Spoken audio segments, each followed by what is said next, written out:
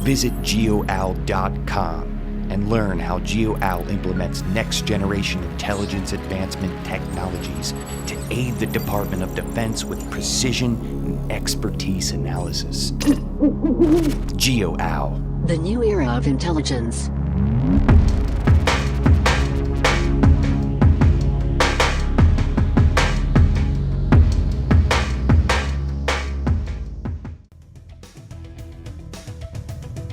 Welcome to the Veteran Business Collective podcast. I'm Avery Washington. I'm getting to host the VBC podcast for today. I'm joined by Dave Pouleris, the Vice President of Operations at CloudWyze here in Wilmington. Dave, thank you for joining us. Not a problem, man. Absolutely. So, I've known you since 2019, originally from the Honor Foundation. That's correct. For those who don't, you think you could give us a quick background of who you are and I guess how you got here today? Sure. Professionally, or you want to go all the way back? As far back as you want to go. Okay. Well, I originally hail from Richmond, Virginia. I wasn't born and raised there, but the majority of my young, I would say, impressionable youth was spent in Richmond, Virginia. Okay. Graduated from Lothian High School in 1992, if that makes you feel young or look at me as older, older than you thought. Took a few years to get into a 4-year college. Didn't really take my my high school career that seriously. But what I did do in high school is I got involved with the fire department. That quickly became a passion of mine. I was a volunteer fireman there. And so my aspirations were to attend a 4-year college and get out with a degree. And then once I completed that is go back into the fire service and become a fireman. That quickly changed my senior year. So did 3 years in junior college / military prep school. Shout out to Fork Union Military Academy in Virginia, Fluvanna County. And finally was accepted into Virginia Military Institute. And why? I had no aspirations of going in the military. So you may ask why Virginia Military Institute, and it was strictly because of the discipline and the rigidity within that organization or within that school that would provide me with the structure I needed to really, because I didn't take my former years so seriously academically, it would provide me that structure to complete the latter years of my. So if I can jump in. Sure. So you attended some of these military schools initially without the intention of joining the military. That's absolutely right. And so granted, I'm old enough to remember before everyone had the internet in their pocket. Right. So what led you to even have the idea, one, that there's something with more structure that I can go attend in this along this that will help me down this path I'm trying to go? Right. And how did you end up finding it? It's a great question, actually, because so between I was kind of a punk skate rat kid and a jock at the same time, which has become this kind of common theme in my life. Is I have this kind of wild side to me, very creative, very anti-establishment, kind of Rage Against the Machine-ish. But then I do have this more traditional black and white, nose to the grindstone, hard work produces great results type deal, which you can have it on the other side. Either way, you get the idea. I've got more fluid side and then more structured side. I gained true appreciation with that through my sports career in high school, which I would call a very small career. I was not a large kid. When I graduated high school, I was 5'4", 145 pounds, so I was kind of a runt. But I enjoyed sports, really enjoyed the activity. A lot of my friends did sports. Half my friends, the jock side of my friendship, our friend circle, were sportsmen. And so I stopped playing football and devoted all my time into wrestling my junior year of high school. And I never started.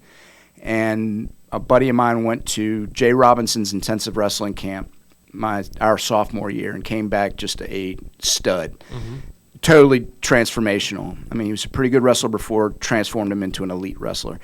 I saw that, and I saw, hey, what the public school system couldn't provide me in regards to structure and the discipline to understand and know how to glean like hard work and dedication, devote your energies in those areas.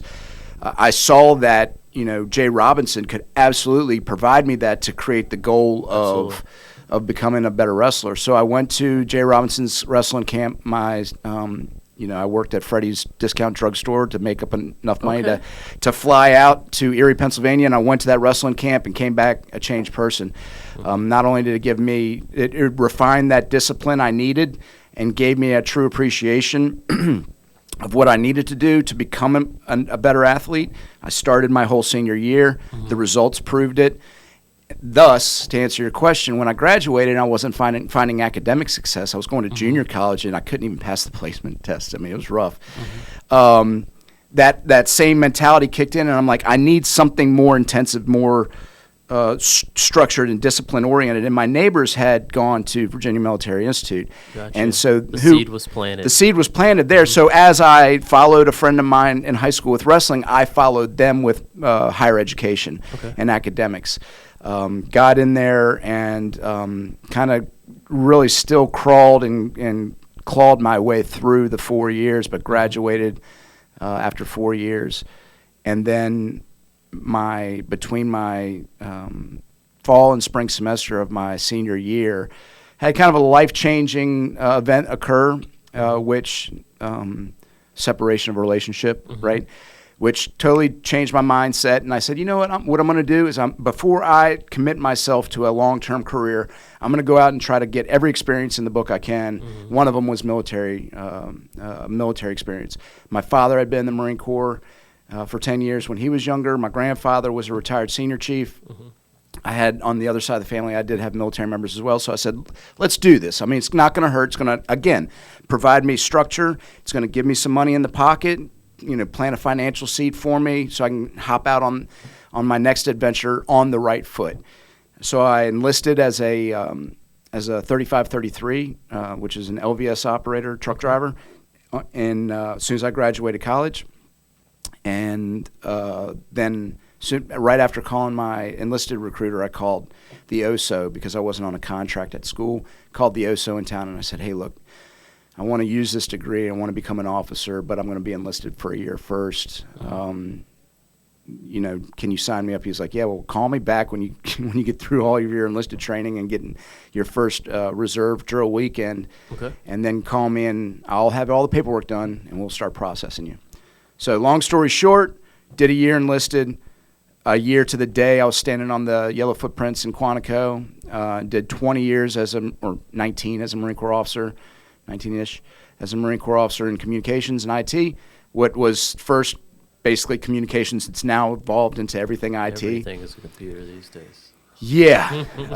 And then what kept me in it was for 20 years, because it was supposed to be just a one term and get out and get the experience. 9/11, I was on deployment when 9/11 hit, and then from then on out it became really sporty. It became... it kind of shifted my mindset of the military and what I was doing in it, and as it did, I'm sure all of us who served, and then did 20. And when 20 came around the corner, it was glaringly obvious that my time in the Marine Corps was coming to an end. So I retired and go ahead. So something interesting you mentioned earlier on in explaining how you ended up going to this wrestling camp and also going to Virginia Military Institute. I've always had this theory, and you're probably the first person I've spoken to that in some way validated this theory I have. Because as a real estate broker, I deal with discussions about affordable housing all the time. Right. And I always have a disagreement about creating concentrations of affordable housing vice mixed income housing, where you facilitate the cross-pollination of families or individuals of varying socioeconomic statuses. And a part of that idea is as opposed to co-locating a number of people with a similar challenges, what difference it would make in someone's life if maybe you're in a single-parent household, but your neighbor is an accountant. Yeah. Or your other neighbor is a lawyer. Yeah. Right? And no one knows the wiser unless you all sit around and talk about how much your rent is or, Right. or whatever, or how much you bought something for. Right.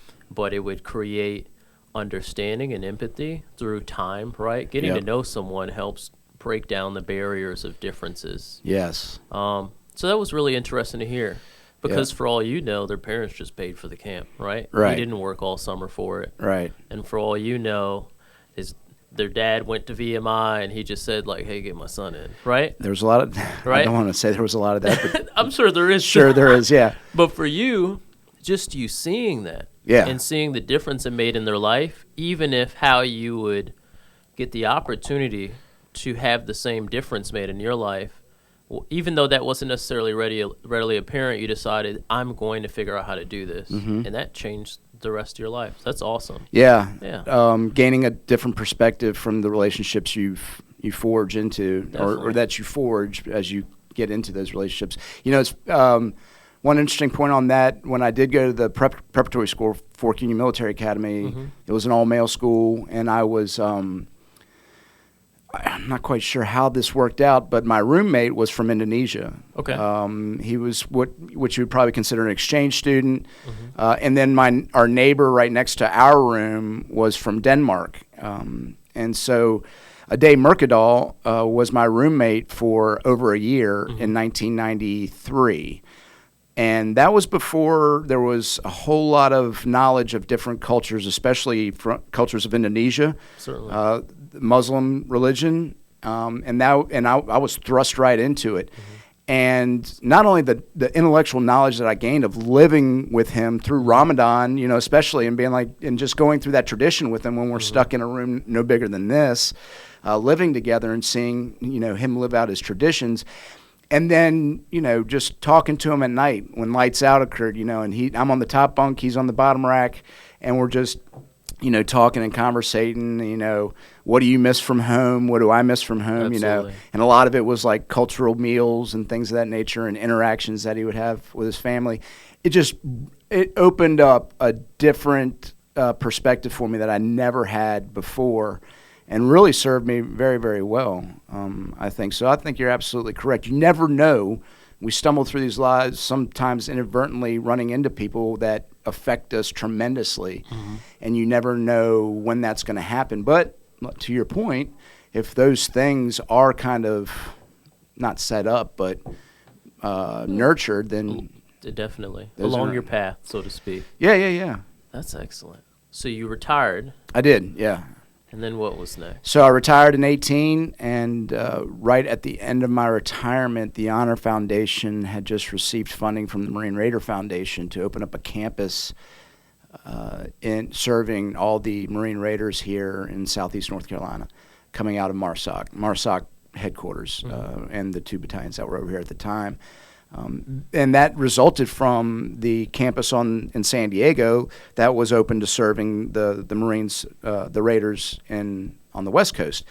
So that happened. I heard about it through a relationship that I had at the command because I retired from MARSOC. Okay. I applied and went through the interview process and opened that campus and ran that campus for 3 years until this past July when it was my time. It was again writing on the wall. It was my time to step aside and allow Chris Bannister to come in and put his thumbprint on that campus and ferry shepherd, I should say, the Marines and sailors and others from MARSOC who are transitioning. So I left and then been at CloudWyze since July. That's awesome. And I actually had the privilege of getting to attend the Honor Foundation. Yep. Which, ironically, so I applied for it on my last deployment.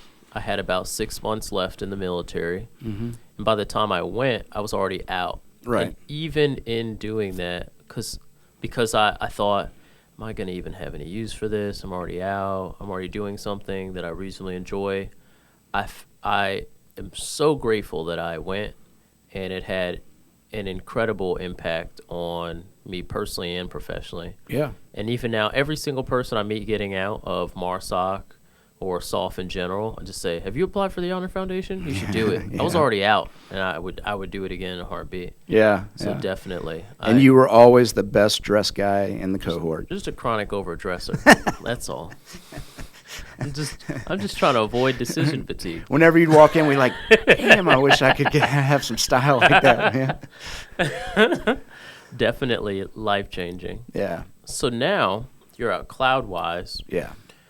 Can you tell us more about what you do at CloudWyze, or what they do in general? Yeah. Right? So CloudWyze is basically an all-in-one IT solution company. Mm-hmm. Minus website design or application development. Okay.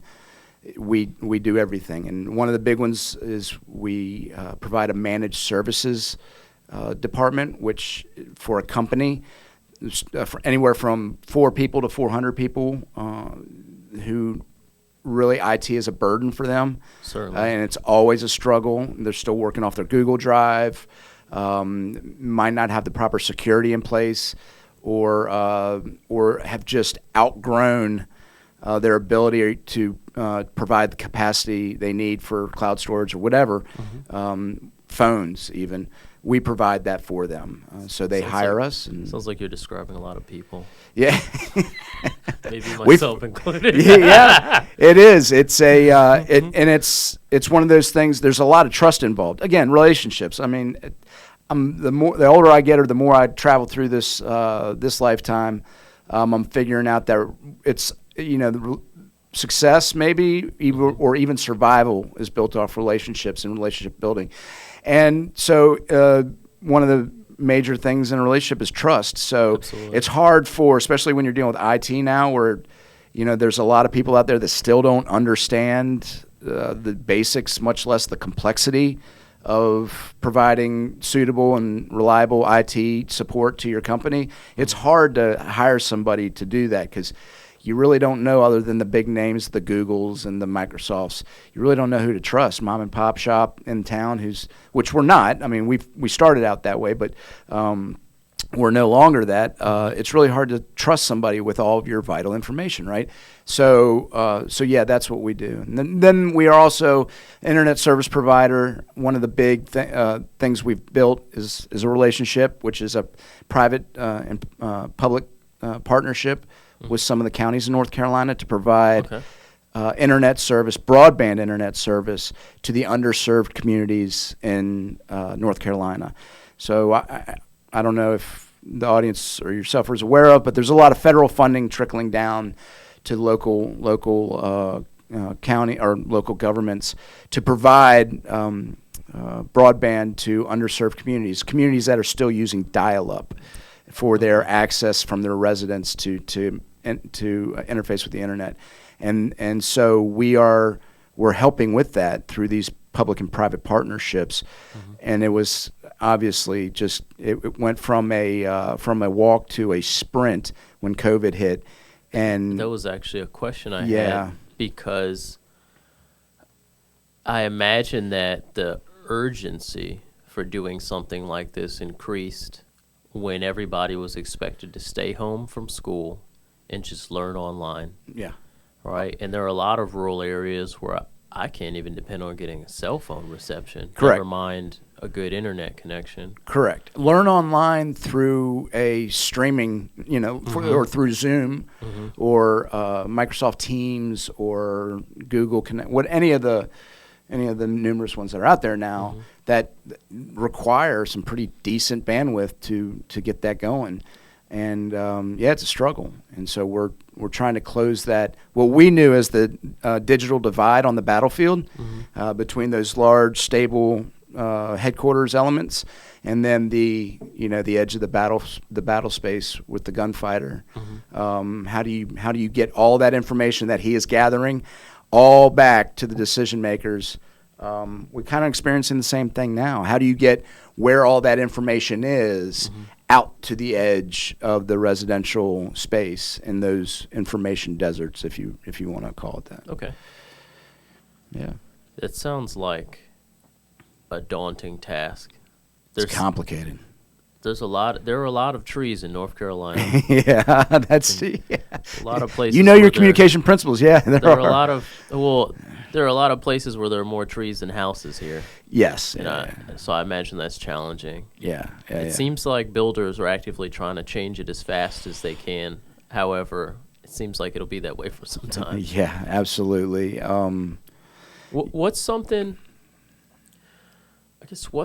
you've observed or even learned in being involved with an endeavor like that, right? Where you're essentially helping people get access to a service that's nearly becoming a requirement. A utility. Exactly, a utility for being able to fully participate in society. Yeah. Well... It's a little loaded. Feel free to take a little time. Yeah. No, I guess the biggest thing that I've learned is like the demand, what we would call in the military the demand signal, is extreme. And it's extreme in the luxury part of what the internet provides, and now it's extreme in the actual utility of what the internet provides.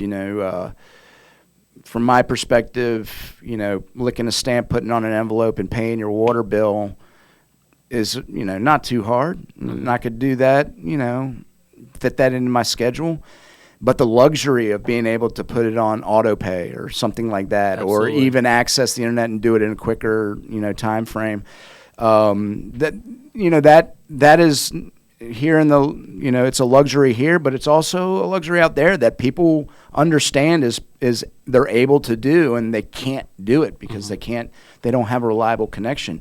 Commerce is becoming, so even the small business owners, the farmers out there, we have a gentleman who owns a chicken farm, I believe it is, out in one of the counties that we're serving.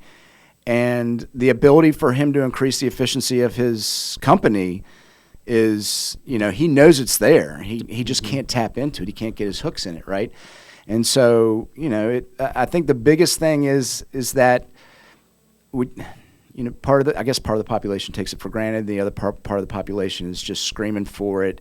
And then you have these IT companies or these internet providers that are, as big as a Verizon or an AT&T, and as, small as a CloudWyze or any other smaller internet provider, that are trying to figure out the complexities involved. Like you mentioned, it is hard it's hard, number one. I guess you could relate it to how do we provide the sewer systems when sewage became, a utility that everybody wanted. They didn't want to go to their outhouse anymore. They wanted running water to the house. They wanted be able to have flushing commodes. Yeah, and I learned recently that in a lot of areas that's still a problem. But there is complexity. How do you, if we want to bury fiber out to these areas, that's a lot of digging and and you have permitting and you have environmental studies, and it's just stacked and stacked and stacked and stacked. And for a smaller company to absorb that and to be able to fight through it, it takes a little bit more time than some of the larger companies where it's like, permitting, send that to this department who does nothing but that. So number one discovery was that the demand signal is huge out there. Not everybody, has what we would have in a larger metropolitan area.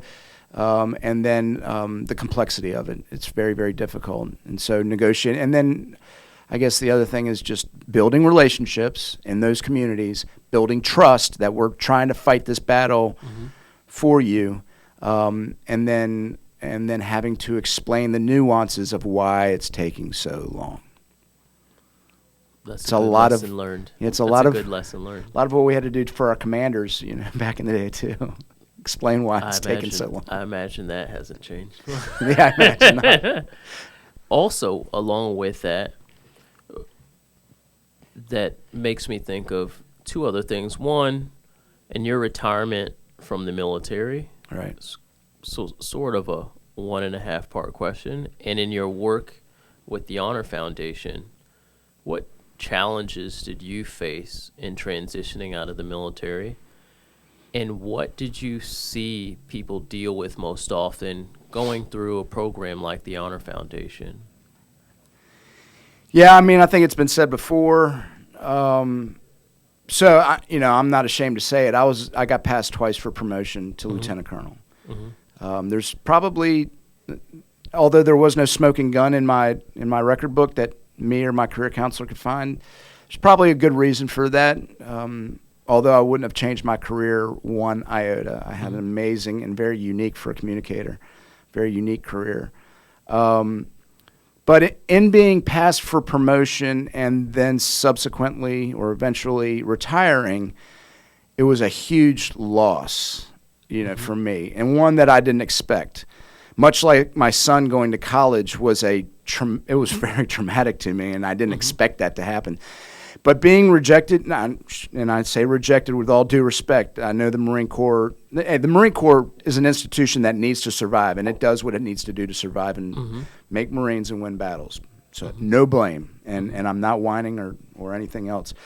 But it was like what I could assume would be like a divorce. I was being separated from something I deeply cared about, invested a ton of time, the only resource that we can't really make more of. Certainly. And the biggest thing was build a ton of friendships with a lot of common-minded individuals that I was kind of being pulled away from, and just the identity portion of it. Probably like the other services, but probably emphasized turn the knob up to 11 and rip it off in the Marine Corps. It a lot. Is you're no longer who you were, you're a Marine now. Number one, it's not Dave Pouleris, it's United States Marine, Dave Pouleris, or... so is that loss in identity and kind of, oh, crap, who am I now? And then having to fight through that because even though, a lot of guys hang on to that stuff for a while, and that's good for them. And some guys go back into that same type of profession, and great for them as well. Find a similar environment to go back into. Yeah, you're still no longer part of the club. Even if you're in the margins, hey man, you're out, you're no longer part of the club. So it's a separation, and it's a divorce from something you deeply care about. And that, as tough as a dude as you think you are, that's pretty tough, man. And I think I saw that same thing in the Honor Foundation. One of our, I think he may have been in your cohort, but one of the gentlemen said it the best when we had an HR panel, 4 or 5 HR professionals from the community, and the guys just sat there and asked questions for about 2 hours with them. And one of the panel members, never been in the military, stood up and goes, "Look, you all been asking us for questions for 2 hours. Let me ask you one. What's the biggest struggle in your transition?" And a badge raider stood up and said, "Lieutenant Colonel, lots of experience, tough guy." It's what I'm trying to say. Stood up and said, "It's just fear. It's fear of the unknown." And the guy sat back and goes, "Man, I never thought I'd hear a Marine, much less a MARSOC guy, say they were scared of anything." And he his body posture changed, and I sat back. I was like, "Oh, here it comes." He goes, "Look, man." He goes, "For the last 4 years at a time," he goes, "I've been ultimately confident in my abilities, my training, and my mission. I knew the terrain. I knew the enemy. I knew my team. I'm ultimately confident in their abilities and their training. I knew that anything that was set in front of us, we could overcome. We could accomplish that mission, period. No questions asked." He was like, "Now I'm getting out, and and I don't have any idea what's on the other side of this. Definitely. I don't know the enemy. I don't know the terrain. I'm not confident in my skills. I'm not even confident that some of the stuff that I think I'm good at can translate. And I have a wife. I have kids. I have a mortgage. I have a car payment. I have a standard of living. So, yeah, I've got a little anxiety." And I saw the light bulb go off in the professional's head, and he goes, "Man, I never even thought about it like that." So, again, I've seen that, definitely. Back to your point, it's about the perspective you gain by interacting and gaining different relationships with different people. It's ironic you say that. I had a similar conversation. It was a sergeant major. He was retiring, and I happened to cross paths with him at a party or something. So I think someone was retiring, so I was just talking with him, and he was telling me, "To be honest with you, I'm nervous. I was just don't know if I'm going to retire and fall flat on my face. And I got out at 12 years, but I was fortunate enough to be single and kidless. Right. Right. So I reasonably am just responsible for not starving myself to death. Right. And you can go a couple weeks without eating, right? So and there are free water fountains everywhere. So I remember telling him, if you were going to get out and fail, you'd be failing now. That's great. Yeah. Good. It's hard to see it. It's hard to be who you are and then change everything about who you are all at once. Yeah. And be able to see both sides of that coin. But I remember telling him, you've been successful the last 20 years. Those are the same things that will allow you to be successful in whatever you decide to do. Right. Right. You haven't practiced failing. You're not going to start now. Yeah. Reasonably, though, you just have to identify the shortest way to make the list of what's next is if you identify what you are good at doing and what you would ideally do for free and what that translates to. And initially, most people won't get sick of anything they do well that pays them, so you at least know where to start. And don't limit yourself to things you think are related to what you do. Just things that I do this really well, and I can exercise these traits in any of these fields. Yeah. This will compensate me the best. Maybe I should start here and allow me to live here or work wherever. My kids go to this school. Like, you'll figure that stuff out with your family, your significant others, but just make the shortest list possible and start there. And then you'll be able to breathe easier and refine it from there, but you've already practiced succeeding for a long time. Yeah, that's a good point. I say the same thing a little bit differently, which is you're going to be fine.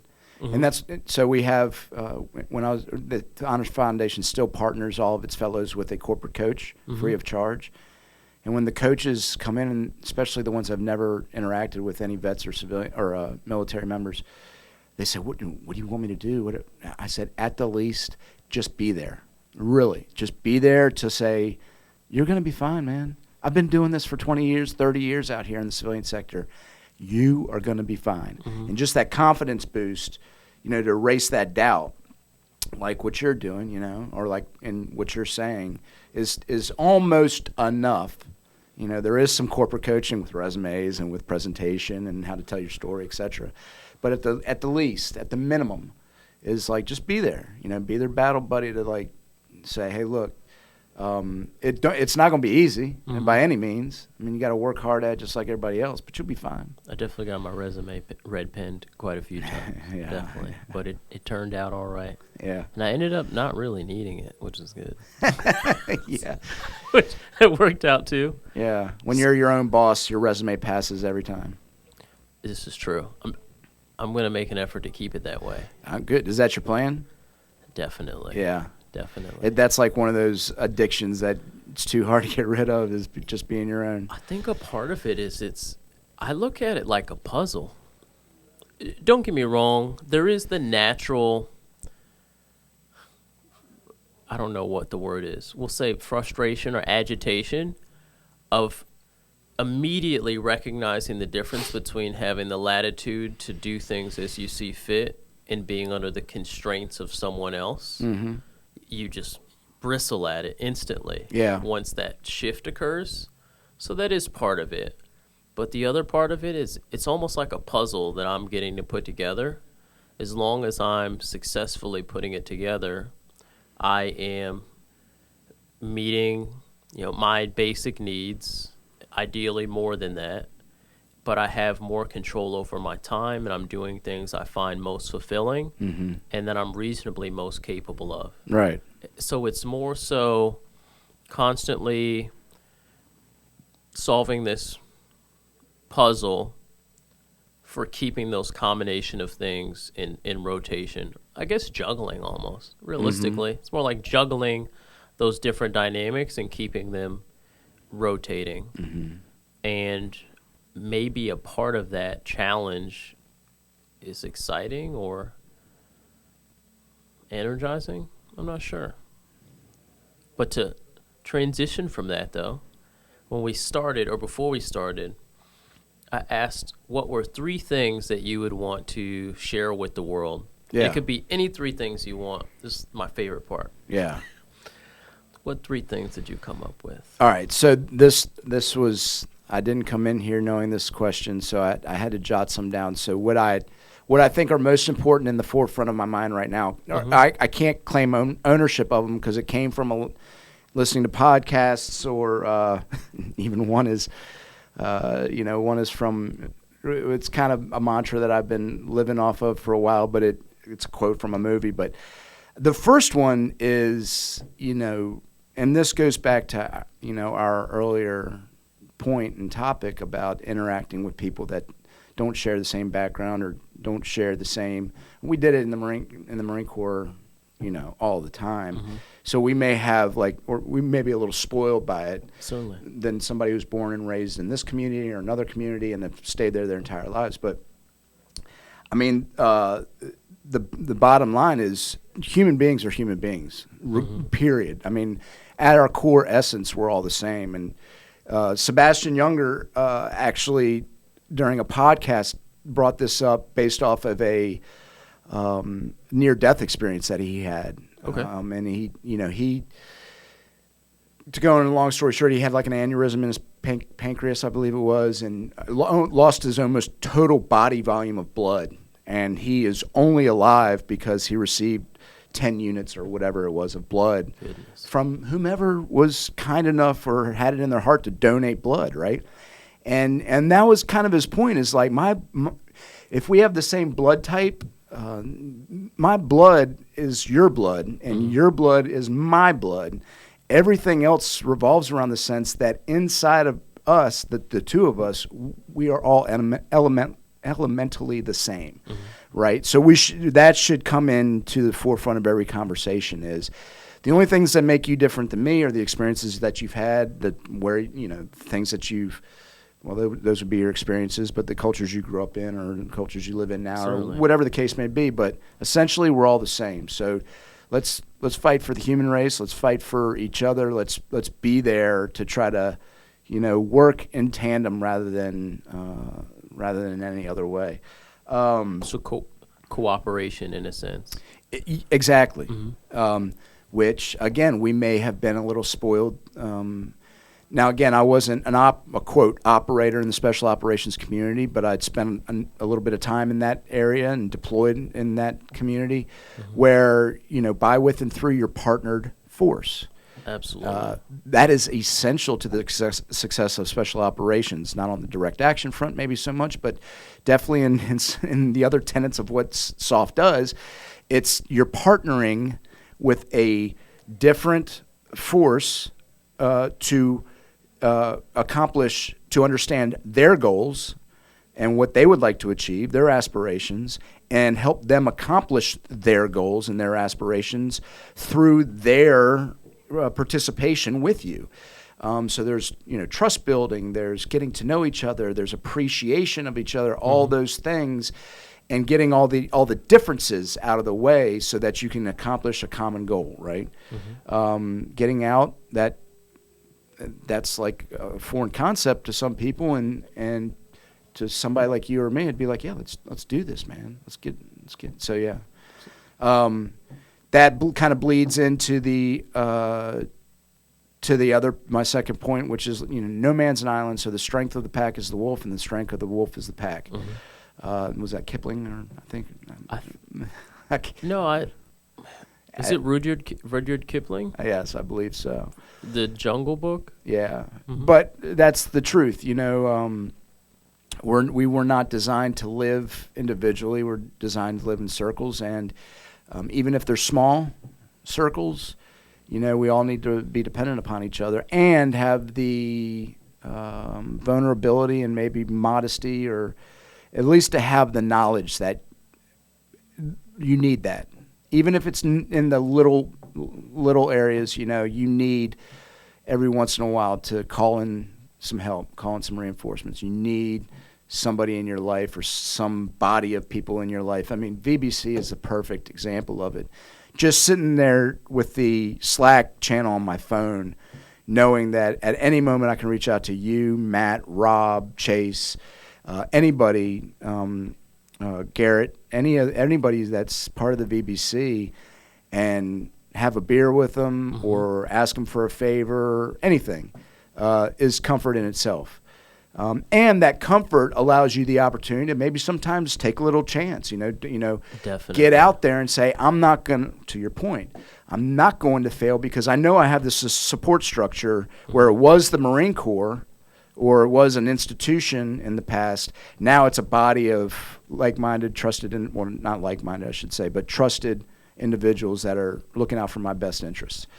And the last one, it's kind of a joke, but hey, it's better to burn out than to fade away. So squeeze everything you have out of life as much as you can. I'm probably the worst at this because even though, I know this in my head, I'm fairly conservative. I'm not risk averse, but I do kind of, when fiscally or otherwise, when I go into a situation, I'm kind of like, measuring out the cost versus the gain. I've never heard that saying before. Yeah, that's from Highlander, I believe. Okay. Where he's like, I got one thing to say. It's better to burn out than to fade away. And so I'm going to have to check that out. I think I saw the Highlander, the original Highlander, by the way, in high school or middle school, and just thought it was a cool saying to walk around and like beat my chest with. But you know what? At the end of the day, it truly is. The last thing that I want to do is rot in some... is to rot away as an old man somewhere, not saying I'm riding motorcycles without helmets 90 mile an hour down the highway, weaving in and out of cars or anything like that. But I do want to keep this thing burning as hot as it can for as long as I can. And if that torch dims at any point along the way, well, then maybe I need to redirect my path, because if the right amount of oxygen is not being fed into that flame, maybe I've got it on the wrong setting, and I need to reset my azimuth and go in a different direction, right? That makes perfect sense. So, well, I appreciate you sharing that with me. yeah, that was off the top of the head. Nice. So. And thank you for joining me today. Yeah, my pleasure, man. Anytime. It's always great to sit down with you, and because not only are you the best dressed guy in the room all the time, and I look up to you, but you do have a very unique perspective that I always appreciate, like gleaning your approach on things and how you look at the world. So, thanks, I appreciate that. Anytime, brother. Awesome. Yeah. Well, that's it for the VBC podcast today. I'm Avery Washington, joined by Dave Pouleris, VP of Operations at CloudWyze. That's right. Thanks for checking out the VBC podcast.